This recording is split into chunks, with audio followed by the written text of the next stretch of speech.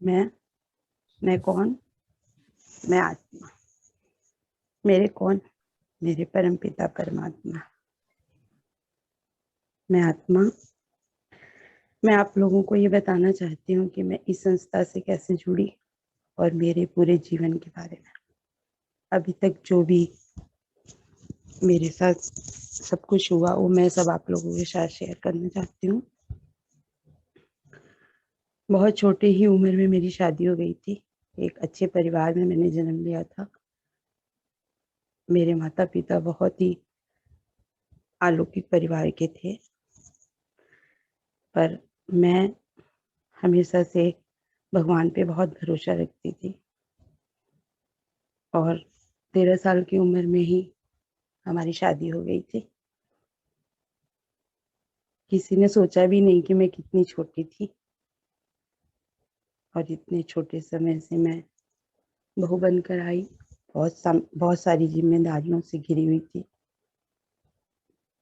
बहुत बड़ा परिवार था मेरा, पर माता पिता ने अच्छी शिक्षा दी थी मुझे। जो भी मुझसे हुआ मैंने संभाला और जब मैं बड़ी हुई, जब मैं ससुराल आई, तो मुझे कुछ भी नहीं पता था कि एक लड़की को पता होता है कि ससुराल क्या होता है। पर मुझे मालूम नहीं था, मैं तो यही सोच रही थी कि मैं यहाँ पे खेलने और खाने आई हूँ। पर उस बंधन में मुझे बांधा गया, जो कि आज के टाइम में काफी बड़ी हो चुकी हूँ मैं। मेरी शादी को 38 ईयर्स हो गए और मेरा परिवार बहुत ही अच्छा, बहुत हेल्पफुल था। पर कर्म की गति को कोई नहीं पहचान सकता कि आगे क्या होगा। बहुत छोटी ही उम्र में मैं माँ भी बन गई और सारी जिम्मेदारियों को मुझ पे सौंपा गया, क्योंकि मैं इस घर की सबसे बड़ी बहू थी।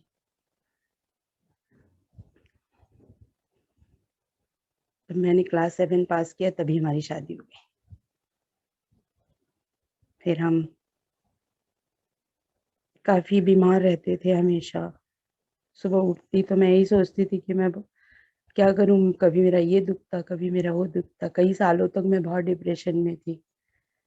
हमेशा गोलियां खाती थी, हमेशा फिर वही काम करती थी, परिवार को संभालती थी, सबको देखती थी, पर कभी बोलना नहीं जानती थी कि मैं अपना कोई प्रॉब्लम किसी से शेयर कर सकूं, बोल पाऊं, क्योंकि मैं सबसे बहुत डरती थी। और ऐसे चले जिंदगी यूं ही चलती गई। पर जो मेरे हस्बैंड थे वो बहुत हेल्पफुल थे। मुझे हमेशा सपोर्ट करते थे, हर मेरी चीजों को बहुत समझते थे, छोटी छोटी बातों का बहुत ध्यान रखते थे मेरा। उनके ही सपोर्ट से मैं आज यहाँ तक पहुंच पाई।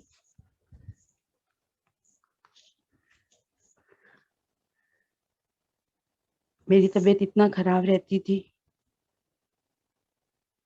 हमेशा ही मुझे मेडिसिन पे ही जीना पड़ता था। बहुत सारे 6 से 7 ऑपरेशन हुए मेरे। मैं हमेशा दवाई के भरोसे ही रहती थी। मैं सुबह उठती थी, मुझे ऐसा लगता है ये दवाई खा लो, वो दवाई खा लो। फिर आगे था कि हमेशा यही प्रेयर करती थी कि भगवान माता रानी आप ऐसी जगह दिखाओ जहां मुझे सुकून और शांति मिले, अपने हेल्थ को अच्छा कर पाऊं। तो बहुत सारे एक्सपीरियंस हैं मुझे इस सौरभ भैया की क्लास से। मानो कि मुझे नई जिंदगी मिली। सब कुछ था, सब कुछ के बावजूद भी कुछ नहीं था, क्योंकि शांति ही इंसान की सबसे बड़ी चीज होती है जो मन को शांत करे। हमेशा हमेशा मुझे यही था कि मेरा एक समाज है, मेरा एक परिवार है। मैं किसी से कुछ बोल ना पाऊं, अपनी चीजें भी नहीं बोल पाती थी। मैं बहुत डरती थी सब लोगों से। और 1 साल हुए मुझे जनवरी में, मैं 1 साल हो जाएंगे मुझे जनवरी में मैं इस संस्था से जुड़ी। मैं बॉम्बे गई थी मेरा इलाज कराने के लिए, क्योंकि मुझे डॉक्टर ने एक बार बताया कि आप ब्रेस्ट कैंसर हो गया है आपको। मैं बॉम्बे गई दिखाने के लिए डॉक्टर को। पूरे रास्ते में एकदम रोती हुई गई, और जब मैं वहाँ गई तो भगवान हमेशा मेरे साथ थे। जब मेरा वहाँ यहाँ मैंने कलकत्ता में अपना ट्रीटमेंट कराया, डॉक्टर ने बताया कि आपको ब्रेस्ट कैंसर है। तो मैं, मेरी बेटी एकदम छोटी थी, मैं उसको छोड़ करके गई 1 जनवरी को। और जब मैं बॉम्बे पहुंची तो मैं एकदम बहुत बोल्ड थी, रोती बहुत थी, पर हमेशा चेहरे पे मेरे रोते हुए भी मुस्कान हमेशा रहते थे। कोई मुझे देखता था तो बोलता था ये पागल है क्या, हंस में हंसती है, रो भी रही है और हंस भी रही है। पर वही मेरी कुछ सबसे बड़ी खूबी थी कि जैसे बोलते हैं ना कि तुम इस तरह क्यों मुस्कुरा रहे हो, लगता कोई गम छुपा रहे हो। वही गम था मेरे अंदर, पर मुस्कुराहट हमेशा मेरी बरकरार थी। मैं बॉम्बे पहुंची, वहां पे मेरा ट्रीटमेंट चालू हुआ, क्योंकि एयरपोर्ट से, फ्लाइट से मैं जा नहीं सकती थी। मैं यहाँ से ट्रेन से गई और वहां जाकर के डॉक्टर के पास सीधा ओटी में गई। वहां जाने के बाद मेरा पूरा ट्रीटमेंट हुआ, एमआरआई हुआ। डॉक्टर ने, मुझे भरोसा था कि मुझे कुछ नहीं हुआ है, फिर भी यहाँ कलकत्ता के डॉक्टरों ने सारे जितने रिपोर्ट हुए उसमें बताया कि इसको कैंसर है। मैं वहाँ गई, डॉक्टर पूरा रिपोर्ट देखते ही बोले कि ये तो कुछ भी नहीं है, इसमें तो कोई प्रॉब्लम ही नहीं है, एक छोटे से सिस्ट है, वो तो ऐसा कुछ बात ही नहीं है। फिर मैंने वहां से अपनी जिंदगी की शुरुआत की। पहले तो मैं यही सोच ली थी कि मैं अब तो नहीं जीऊंगी, क्योंकि मेरी सिस्टर रहती है बांद्रा में। मैं उसके पास गई, मैंने उसको कहा कि देखो तुम मेरे बच्चों को संभालो, क्योंकि मेरी इतनी छोटी उम्र में मुझे इतना बीमारी हो गया है, मैं नहीं संभाल पाऊंगी। पर मुझे हमेशा से भगवान पे बहुत भरोसा था कि मैं ठीक हो जाऊं। मेरे भगवान हमेशा मेरे साथ है, मेरा कुछ नहीं बुरा तो कर ही नहीं सकते, क्योंकि भगवान कभी किसी का बुरा नहीं करते। लोग सोचते हैं कि भगवान मेरा बुरा करते हैं, पर हम ये सोचते हैं कि हमारा भगवान कभी बुरा नहीं कर सकते, क्योंकि वो कभी बुरा करते ही नहीं है। तो हमारी कर्मा की गति है, और हम उस कर्म में की गति से अपने भुगतान को भोगते हैं। क्योंकि अगर हम कुछ करते हैं गलत, तो हम पूछते थोड़ी नहीं है भगवान से कि हम गलत करने जा रहे हैं। पर डॉक्टर ने वहां मेरी रिपोर्ट को गलत बताया। उसके बाद में थोड़े दिन के बाद पता चला मुझे ब्रेन ट्यूमर है। फिर उस ट्यूमर को भी है ना एमआरआई कराया गया। मेरे ब्रेन को पूरे ओटी बुक करके कर दी गई कि, और मैं मेरी सिस्टर को बोली कि मुझे नहीं है कुछ भी, पता नहीं किस जन्म का मेरा ये भुगतान है। और वहाँ भी टेस्ट हुआ, सैफे हॉस्पिटल में मेरा एमआरआई हुआ, मेरी ओटी बुक हो गई कि ऑपरेशन होगा। फिर भी एमआरआई में निकला कि मुझे माइग्रेन है, हाइपर, बट मुझे ट्यूमर नहीं है। तब मैंने अपनी जिंदगी की शुरुआत की जीने की, क्योंकि मैं जीना नहीं चाहती थी। मैं इतने बीमारियों से घिरी थी कि मुझे जीने का बिल्कुल इच्छा नहीं था।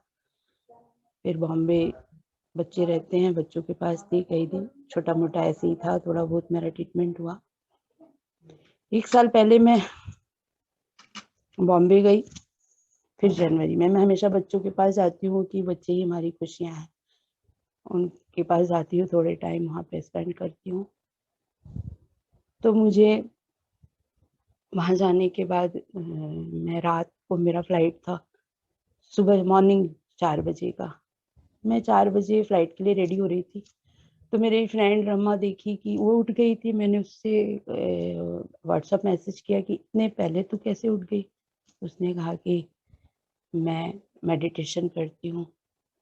और मैं करती थी मेडिटेशन पहले भी, क्योंकि मैं हमेशा से अपने बॉडी को लेकर बहुत ज़्यादा सीरियस रहती थी। मुझे अपने शरीर से बहुत लगाव, बहुत प्यार है, तो मैं हमेशा ही मेडिटेशन करती थी। बट ये मेडिटेशन जो अभी मैं कर रही हूँ, ये मेरे लाइफ को इतने अच्छे से सजाया गया है। परमात्मा मुझे वो जिंदगी दिए हैं जो मैं कभी सोच भी नहीं सकती थी। मुझे तो ऐसा लगता है कि मैं पहली अब नए सिरे से मेरा जन्म हुआ है और मेरी नई जिंदगी की शुरुआत है। सब कुछ था हमारे पास, सब कुछ था, पर वो सुकून नहीं था जो आज हमको परमात्मा ने दिया है। रोज हमें वो नई नई चीजें सिखाते हैं।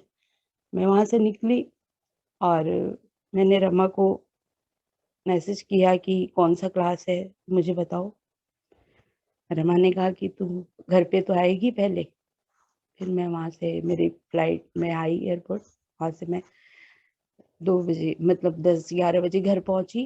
पहुँचने के बाद मैंने रमा को कॉल किया, मैंने कहा तुम बताओ कौन सी क्लास है, मुझे ज्वाइन करना है। उसने कहा इतनी हड़बड़ी तेरे को किस बात की है? मैं तो जिस चीज़ की तलाश थी मुझे वही मिल गया, मुझे बताना पड़ेगा। तो बोली वो तो तुम तो पहले से ही करती हो।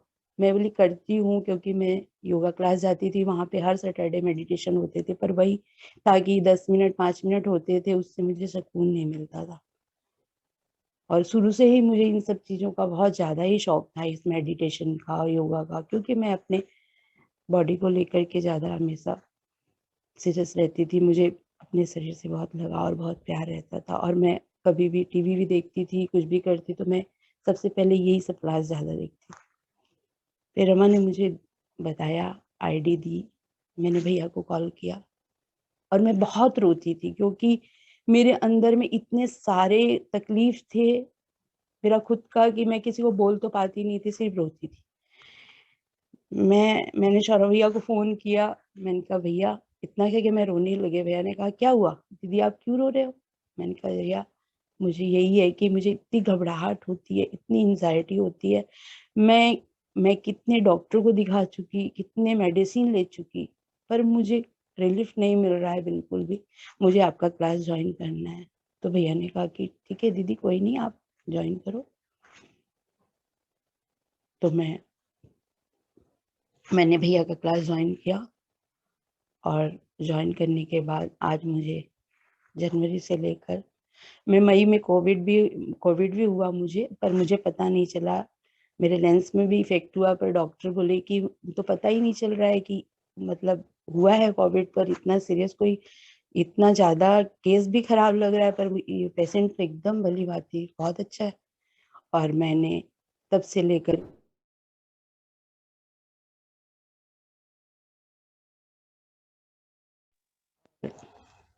अब मैं एकदम स्वस्थ हूँ।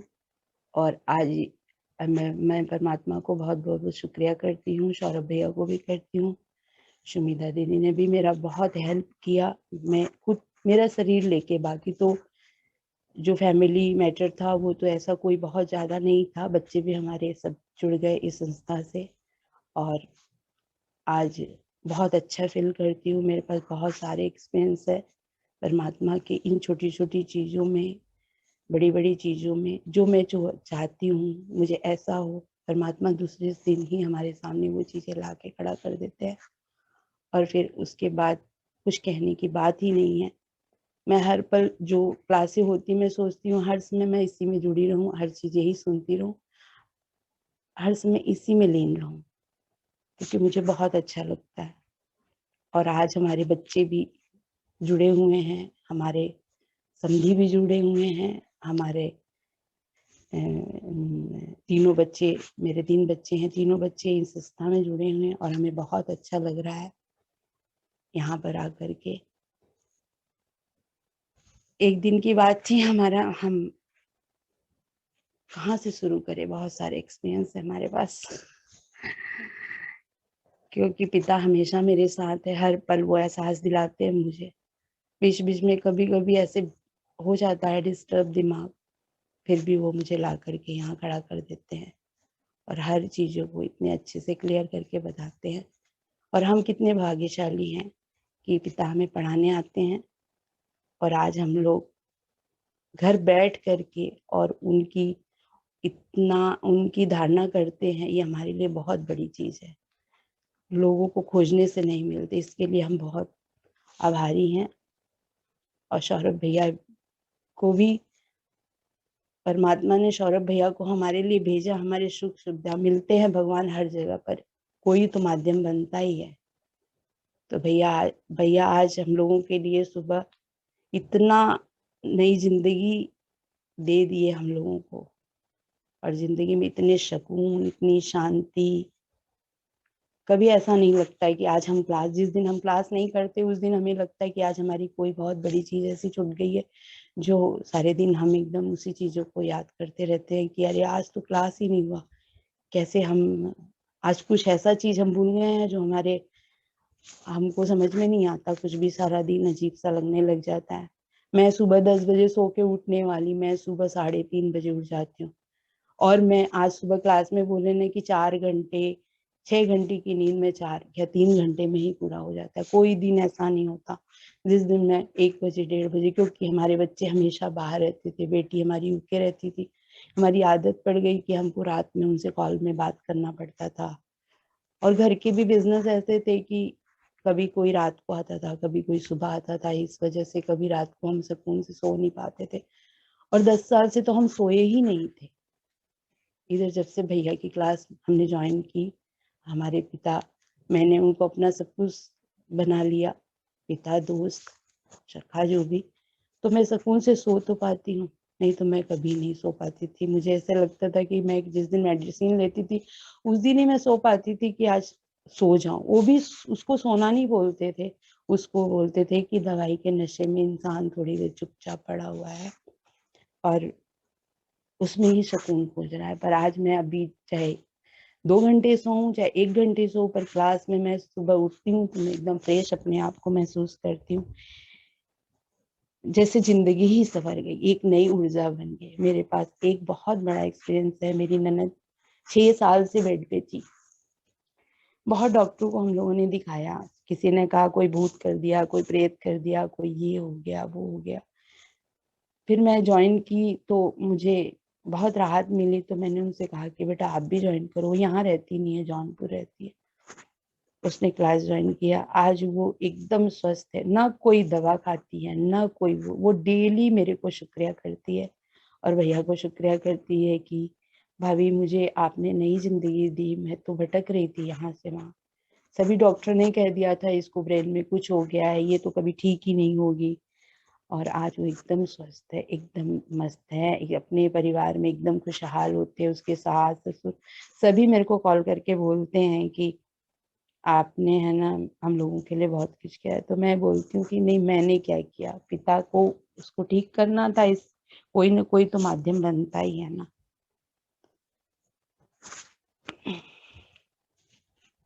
तो यही बहुत सारे एक्सपीरियंस है हमारे पास हर छोटी छोटी चीजों का। और दवा तो मैं बिल्कुल खाती ही नहीं हूँ। दीपावली के दिन ही हमारे सामने बहुत बड़ी समस्या थी। मेरी बहुत तबीयत खराब थी। मैं सोची आज तो मेडिसिन खाना पड़ेगा बाबा, 6 महीने हो गए मुझे मेडिसिन खाए हुए। उसके बावजूद थोड़ी देर मैं आई, बैठी, और बैठने के बाद मैंने अपने हस्बैंड से कहा कि 10 मिनट का टाइम दो, मैं अभी आती हूँ। 10 मिनट में आई, चुपचाप बैठी, भगवान परमात्मा से मैंने कांटेक्ट किया। 10 मिनट के बाद ही मुझे ऐसा लगा जैसे मुझे कोई मेरे बॉडी से कुछ हर चीज निकाल दिया और मैं एकदम आराम से खड़ी हो गई और सारा काम की। और आज भी मैं एकदम स्वस्थ हूँ। मेरा यही एक्सपीरियंस है। परमपिता परमात्मा हमेशा मेरे साथ हैं। ये हमारा एक परिवार है, इसमें नहीं आने से बिल्कुल भी मन नहीं लगता। मैं चाहती थी कि मैं अपना एक्सपीरियंस पहले ही शेयर करूं, पर वैसा टाइम नहीं मिला। आज भी मैं इससे प्रिपेयर नहीं थी, फिर भी मैंने सोचा चलो ठीक है, मैं आती हूँ। हमारे जो भाई बहन हैं इस परिवार में, सब बहुत हेल्पफुल हैं, सब बहुत अच्छे हैं। और हमारा परिवार, पिता की कृपा से हमारा परिवार ऐसे ही बना रहे।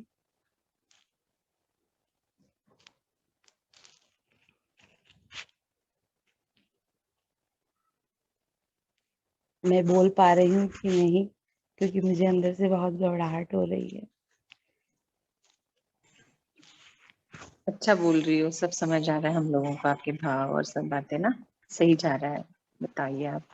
जो भी, हमेशा यही चाहती हूँ कि बाबा के कहे हुए मार्ग पे चलूं, क्योंकि ये ऐसी दिशा है जहाँ पे हमें सुकून ही सुकून है। क्योंकि भाग्यशाली लोग ही इसमें जुड़े हुए, हर कोई नहीं जुड़ सकता इसमें। आज हमारे छोटे छोटे बच्चे हैं, उनको भी पिता पे इतना भरोसा है। हमारे यहाँ हमारे यहाँ ऐसे भी पहले बहुत पूजा पाठ होता था, पहले से ही माता रानी का। पर आज के टाइम में तो बेटा भी, बेटी, सब लोग इसी मार्ग पे हैं। और हमें बहुत अच्छा लग रहा है, बहुत सुकून लग रहा है, बहुत शांति है हमारे क्योंकि ऐसी ऐसी एक्सपीरियंस हो जाती है कि वो सोच भी नहीं सकते थे अपने लाइफ में। हमेशा सोचते थे कि भगवान के पास दीपक जलाते थे, ये पूरा कर दो, इतने लड्डू चढ़ाऊंगी, ये करूंगी वो।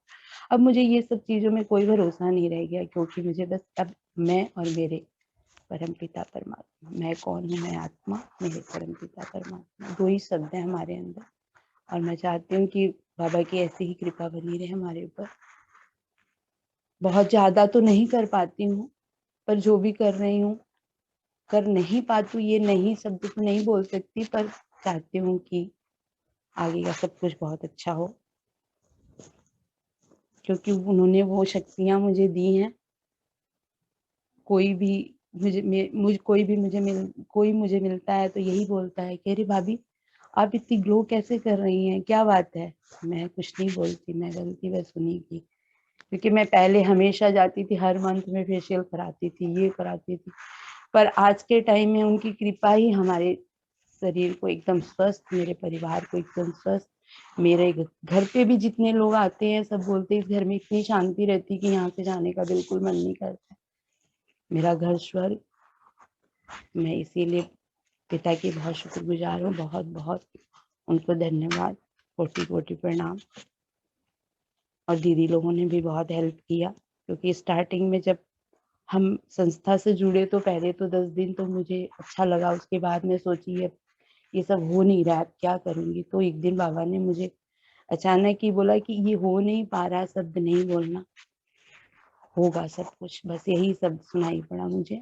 और मैं आज भी, मेरे मन में ये बातें आती ही नहीं कि ये मुझसे नहीं होगा, मैं सब कुछ करना चाहती हूँ।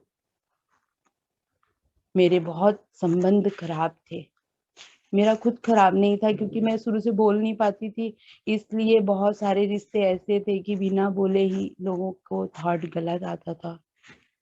पर आज वो सारे रिश्ते अपने आप सब सही हो गए। मैं खुद भी मेरे पापा के सामने कभी बात नहीं करती थी, क्योंकि हम जब छोटे थे, पहले के लोग बात नहीं करते बड़ों से, मैं कभी उनके सामने बैठ नहीं पाती हूँ। पर अब मुझ में इतनी हिम्मत हो गई कि मैं अब हर किसी के सामने बोल पाती हूँ, अच्छे से एक्सप्लेन कर पाती हूँ, अपनी हर चीजों को कह पाती हूँ। ये मेरे लिए बहुत बड़ी बात है। अब मुझे डर नहीं लगता, नहीं तो मैं अकेले ही घर पे भी बहुत डरती थी, मैं सीढ़ियों में नहीं जाती थी, मुझे इतना डर लगता था।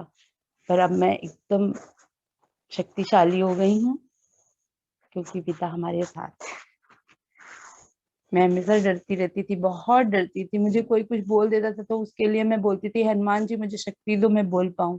पर आज वो चीजें नहीं है मेरे अंदर, मैं अच्छे से बोल पाती हूँ, कह पाती हूँ सारी चीजें, क्योंकि मुझे ये रहता है कि मेरे पिता मेरे साथ है, मेरे मेरे गार्जियन हमारे पीछे खड़े हैं, हमारे सर पे खड़े हैं।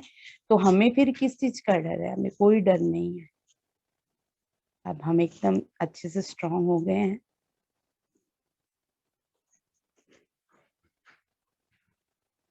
बाबा हर चीजें एकदम आसानी से कर देते हैं, बस बोलने भर की देरी होती है, जैसे कि वो समझ के बैठे हैं और हमारा इंतजार कर रहे हैं। हमारे बोलने के पहले उनको समझ में आ जाता है कि ये चीजें हैं, ये चीजें हैं, बस हमें समझना है।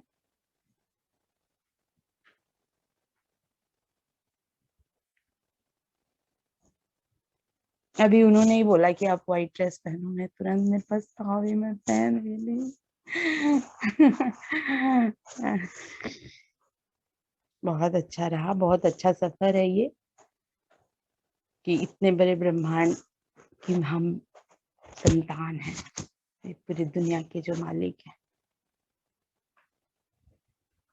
मैं तो यही चाहती हूँ कि पल पल हर इंसान जो मुझे मिले, मैं उसको बोलूं ये बात, कि आपको नहीं पता है कि आप किसकी संतान है, क्योंकि सभी आत्माएं ही पिता की संतान है। तो मैं कितना बार सोचती हूँ कोई मुझे मिले तो मैं उससे एक्सप्लेन करूँ, कि मुझे उससे समझाऊं कि ये सब करने से कुछ नहीं होता, बस एक ही चीज करो, जो तुम दुनिया में सबसे ज्यादा सुकून वही है और कुछ नहीं। ना अब तो पैसे से, हम पैसे से खुशियां खरीद नहीं सकते, हम पैसे से कपड़े नहीं खरीद सकते, हम पैसे से हर चीज खरीद सकते हैं, पर सुकून उसमें नहीं है। वो तो थोड़ी देर की खुशी है, पर जो खुशी हमें अब मिल रही है वो खुशी एक अलग है।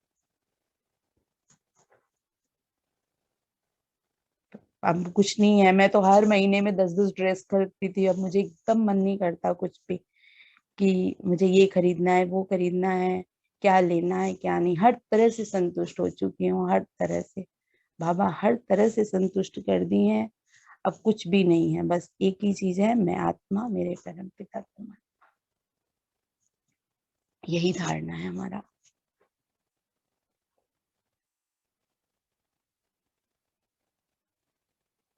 नई जिंदगी मिल गई, नई ऊर्जा मिल गई। जैसे अब तो लगता है कि जन्म लिए हैं अभी हम, वापस से हमारी जिंदगी इतनी अच्छी हो गई है।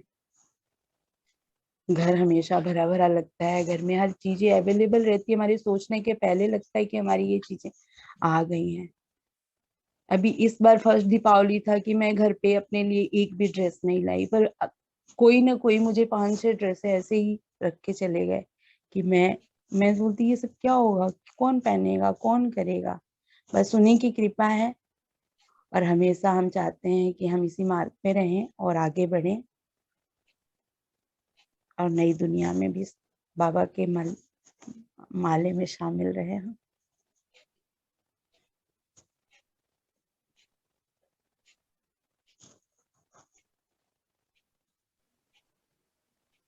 सच में बहुत सुंदर यात्रा है आपकी। बहुत बहुत दीदी, बहुत बहुत ही तो सुंदर। परमात्मा का संग अपने आप ही सब चीजों को सुंदर बना दिया उस संग ने, उनके द्वारा बोल मिले। तो रहे हैं कि इतना सुबह उठना, मैं 1 बजे सोती हूँ, 1:30 बजे सोती हूँ, तो भी मैं उसी टाइम एकदम जैसे लगता है मेरे को एकदम नहा धो के हम उठे हैं, एकदम फ्रेश फ्रेश। ये बहुत बड़ी चीज है देखिए, क्योंकि पिता का बहुत बड़ी कृपा है, उसको हमें महसूस करना है। क्योंकि वो तो हमको रोज ही इतना, सुबह सुबह सोचिए कितना अच्छे से पढ़ाते हैं हमें, हर चीजें बारीकी से सिखाते हैं, हमारे नहीं बोलने के पहले उनको सब कुछ पता चल जाता है। कल ही मैंने भैया से चक्रा के बारे में सोचा था, और आज सुबह से देख लीजिए चक्रा ही क्लासेस हुई। तो हम इतना तो हम भी अपने बच्चों के लिए भी नहीं सोचते कि बच्चे ये सोच रहे हैं तो ये चीजें हम कर पाएंगे, पर वो हमारे पिता को सब पता रहता है, वो हमें हमारी हर चीजों को समझ पाते हैं। और तुरंत ही दूसरे दिन सुबह वही क्लास होगा, वही बातें होंगी और सारा समाधान हो जाएगा हमारा।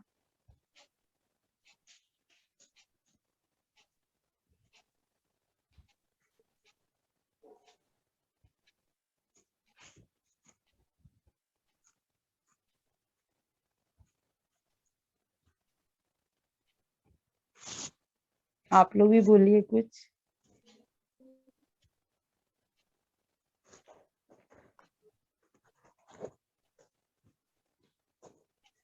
सब लोग आपका सुन रहे हैं ना कि हाँ। अनिता अभी दीदी ने बोल। एकदम सही बोला कि वो संतुष्ट हो गए हर तरह से, मतलब कुछ भी करने का ऐसा, मतलब कुछ कपड़े खरीदने का, शॉपिंग करने का, कहीं जाने का, आने का मन ही नहीं करता है। ऐसा लगता है कोई हम गए तो टाइम वेस्ट होगा, और हाँ। बाहर जाने की इच्छा ही नहीं होती है।